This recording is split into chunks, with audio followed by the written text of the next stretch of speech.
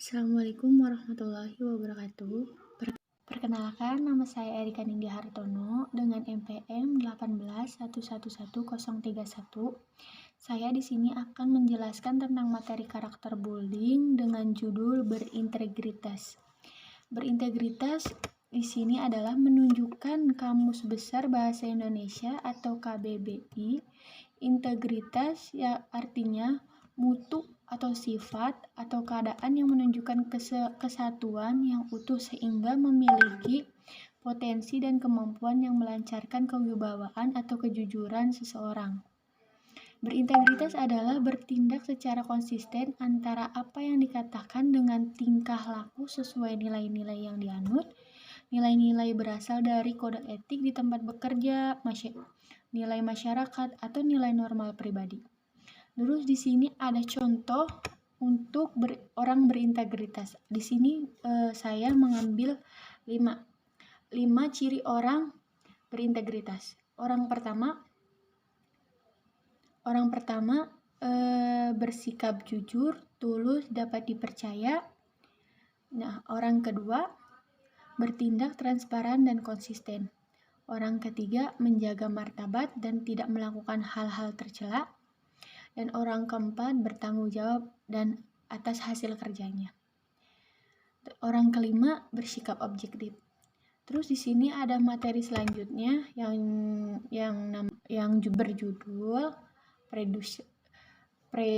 prejudice adalah suatu sikap ketidaksukaan yang diberikan oleh seseorang kepada individu atau kelompok lain dengan begitu kuat. Sikap ketidaksukaan tersebut tidak memiliki dasar atau kebencian terhadap seseorang individu ataupun kelompok tertentu. Berdasarkan keyakinan atau negatif karena adanya penilaian tanpa melihat karakteristik unik dari seseorang individu ataupun kelompok orang.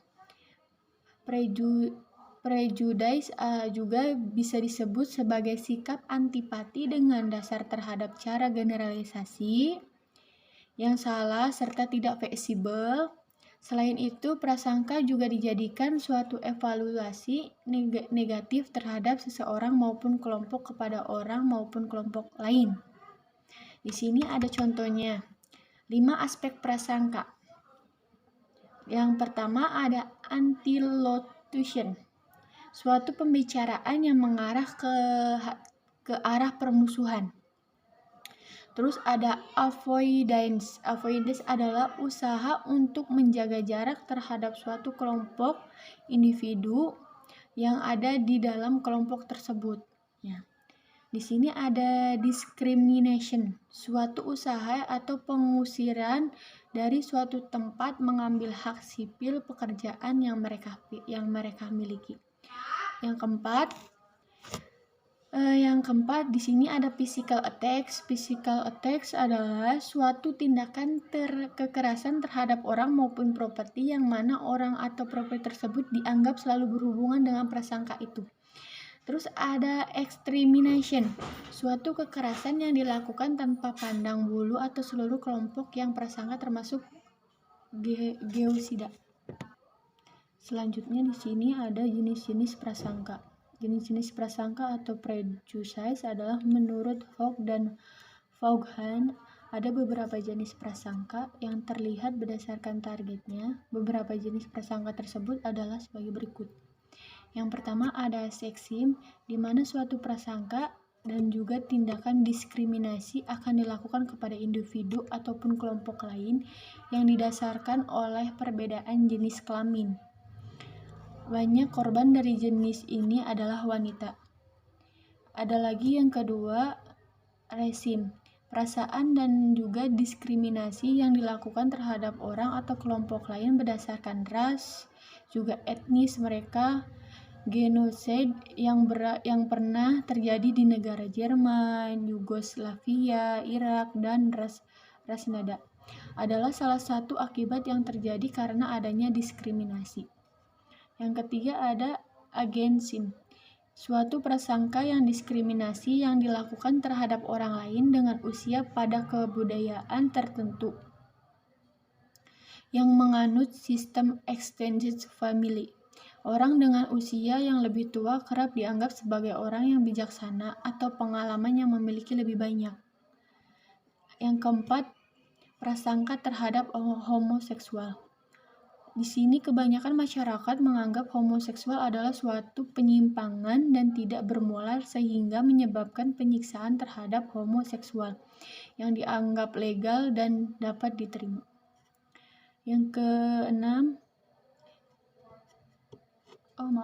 kelima, prasangka terhadap penderita cacat fisik.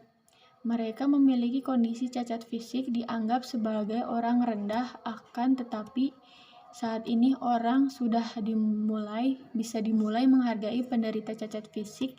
Hal ini bisa ditunjukkan adanya ketersediaan tempat jalan khusus bagi mereka yang mengalami kondisi cacat fisik. Dan selanjutnya ada self-esteem. Self-esteem adalah sebuah pemikiran, perasaan, dan pandangan seseorang terhadap dirinya sendiri. Kesehatan self-esteem ini ditunjukkan oleh beberapa kamu bisa dipercaya dengan dirinya sendiri, mencintai dirinya sendiri, mengapresiasi dirinya sendiri, dan menghargai dirinya sendiri. Jika self-esteem ini tidak sehat, dapat membuat kita menjadi depresi atau potensi diri tidak dapat berkembang, bahkan bisa menjerumuskan ke dalam hubungan yang tidak sehat. Self-esteem yang terlalu tinggi juga menyebabkan tidak bisa mengetahui kesalahan dan belajar dari kesalahan. Bahkan hal ini bisa menyebabkan gejala narsistik dan megalomania. Dan di sini ada ciri self-esteem sehat. Dapat menolak permintaan orang lain jika kamu merasa tidak ingin melakukannya. Yang kedua, di sini tidak selalu memikirkan pengalaman negatif pada masa lalu. Yang ketiga, dapat mengekspresikan kebutuhan diri. Yang keempat, menerima kekurangan dan kelebihan diri sendiri. Yang keenam, memiliki pandangan hidup yang positif. Yang ketujuh, menghargai diri sendiri. Dan yang kedelapan, mencintai diri sendiri. Di sini ada ciri self-esteem rendah. Yang pertama, percaya bahwa orang lain lebih baik daripada diri kita sendiri. Yang kedua, selalu terpaku pada kelemahan diri sendiri, takut gagal dalam mencoba sesuatu yang baru, sulit untuk menerima pujian dari orang lain, lupa dengan dirinya sendiri yang selalu mendahulukan orang lain. Sulit untuk menolak permintaan orang lain jika kamu tidak benar-benar ingin melakukannya. Tidak percaya pada diri sendiri. Selalu membandingkan kualitas diri sendiri dengan orang lain. Misalnya dengan contoh kita iri pada orang lain. Tapi pada dasarnya kita bisa melakukan dengan diri sendiri kita. Jadi tidak harus dengan melihat ke orang lain. Di sini selanjutnya ada aspek-aspek dalam self-esteem. Yang pertama ada kekuatan.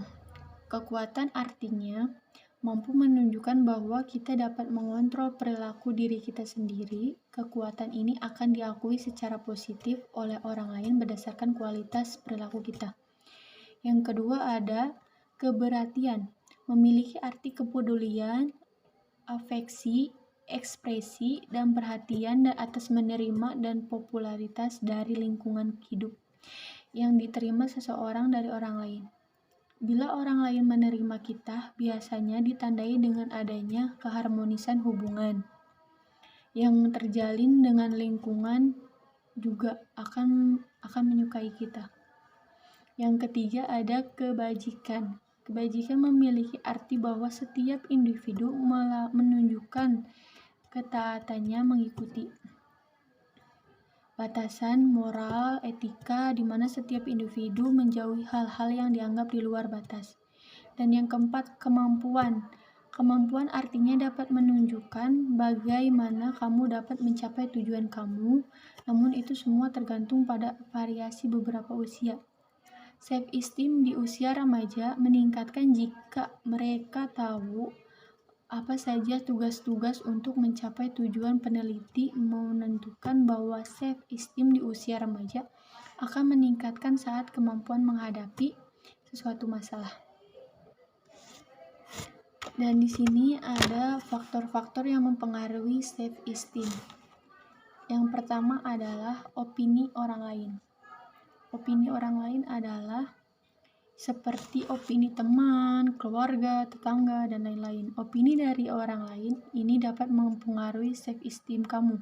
Biasanya opini orang lain terhadap diri kita sendiri memiliki opini yang buruk dan dapat menurunkan kepercayaan diri kita. Yang kedua, tidak hanya mempengaruhi dari orang lain, pikiran diri kita sendiri juga dapat mempengaruhi self esteem yang dimiliki kita. Perkataan yang kamu ucapkan untuk diri kita sendiri membekas di pikiran kita dan kita akan terus memikirkannya seolah-olah perkataan itu benar. Yang ketiga, ada self esteem bisa ditingkatkan dengan mengasah keterampilan diri. Semakin banyak keterampilan yang kamu punya, maka semakin tinggi self esteem milikmu. Jangan menyalahkan diri kamu sendiri, membandingkan diri dengan orang lain. Ketika gagal dalam mengasah keterampilan, gali potensi diri sedalam mungkin. Yang keempat, ada salah satu cara untuk meningkatkan self esteem adalah dari pola asuh sewaktu kita kecil. Riset menunjukkan bahwa jika ada diasuh dengan cara otoriter akan membuat self esteem lebih rendah dengan mengalami trauma. Dan yang kelima, ada tidak bisa kita pungkiri bahwa keterbatasan bisa menjadi suatu pandangan dalam beraktivitas. Belum lagi pendapat orang lain mengenai kelemahan kita yang sering kita dengar juga dapat membuat self esteem kita menjadi turun. Dan di sini ada selanjutnya pilar karakter. Di sini ada beberapa pilar karakter. Yang pertama, cinta Tuhan dan seanggap ciptaannya. Yang kedua, mandiri, disiplin, dan bertanggung jawab. Yang ketiga, jujur, amanah, dan berkata bijak. Yang keempat, ada hormat, santun, dan mendengar yang baik. Yang kelima, dermawan, suka menolong, dan kerjasama. Yang kelima, yang keenam, percaya diri, kreatif, dan pantang menyerah. Yang ketujuh, pemimpin yang baik dan adil.